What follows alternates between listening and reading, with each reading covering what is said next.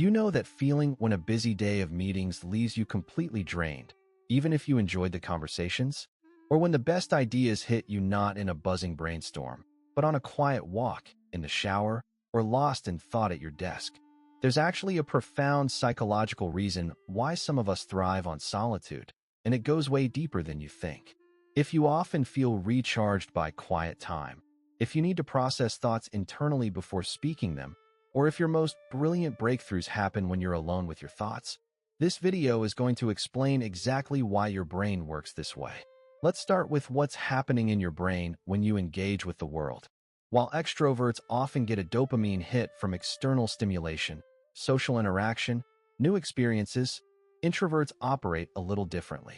Your brain tends to be more sensitive to dopamine, meaning less external stimulation is needed to reach optimal arousal. Excessive external input can quickly overstimulate you, depleting your energy battery rather than charging it. But here's the cool part. Introverts often have a preference for acetylcholine pathways, which are associated with internal processing, concentration, and long-term memory. So, while a bustling party might drain an introvert, it also means your brain is primed for deep thought, reflection, and focused work. Now let's talk about why you specifically need solitude to recharge and find your best ideas. It often comes down to your unique way of processing information. Introverts tend to engage in what psychologists call depth processing. You don't just skim the surface. You dive deep, making connections, analyzing nuances, and developing comprehensive understandings. This requires mental space and quiet. Solitude isn't about avoiding people. It's about creating the optimal environment for your brain to do its best work. When you step away from external demands, your prefrontal cortex, the seat of complex thought, can engage without interruption. This is where reflection turns into insight, and scattered thoughts coalesce into brilliant ideas. And it gets better. For introverts, solitude is often where true creativity blossoms. Research shows that introverts' brains are often more active in areas associated with introspection and problem-solving, particularly when they're not distracted. Your best ideas aren't waiting for a group brainstorm. They're incubating in the quiet corners of your mind, waiting for the space to emerge. Being an introvert often becomes a core part of your identity, and there's a reason for that. It's called self-actualization. When you embrace your need for solitude, you're aligning with your true nature, creating a life that supports your optimal functioning. Think about it. Introverts tend to prioritize different things than extroverts. You'd rather have a deep, meaningful conversation with one person than superficial chats with many. You choose apartments with a quiet nook, not just amenities. You plan your day to include essential alone time, not just social events.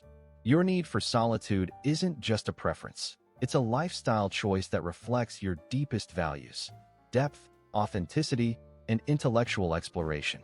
And this identity gets reinforced every single day.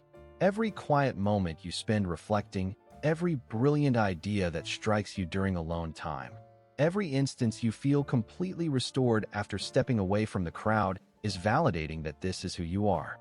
You're someone who values introspection over constant stimulation, genuine connection over superficial interaction, and the rich landscape of your inner world over external noise. There's also an element of authenticity here. Solitude brings out a version of you that's more real, more present to your own thoughts, more deeply connected to your inner wisdom. For a lot of introverts, their relationship with their quiet time is where they feel most like themselves. That's not sad. That's actually incredibly psychologically healthy. You've found an environment where you can be completely authentic. But here's where it gets really interesting. Your use of solitude often reflects something deeper about how you view the world.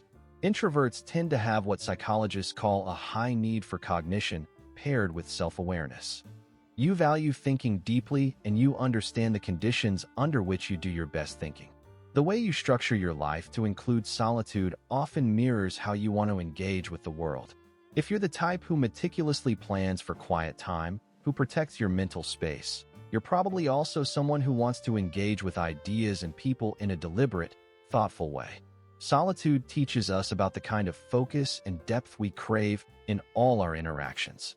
There's also something about accepting your own pace.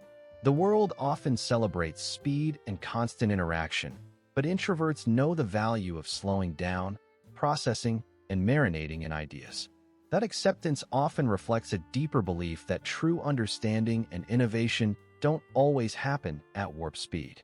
You embrace your own rhythm, and that's probably how you approach all your creative and intellectual pursuits, or at least how you want to.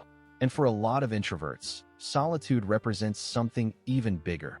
It's proof that inner peace and profound insights are accessible within.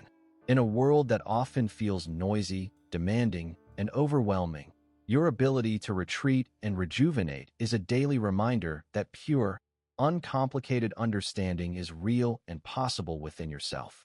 So if you need solitude to recharge and find your best ideas, you're not antisocial, you're not missing out, and you're not being difficult. You're someone whose brain craves depth and focus, whose energy system requires specific conditions to thrive, and whose values prioritize meaningful thought and internal exploration over everything else. Your solitude isn't just an escape. It's a reflection of who you are, what you need, and how you create.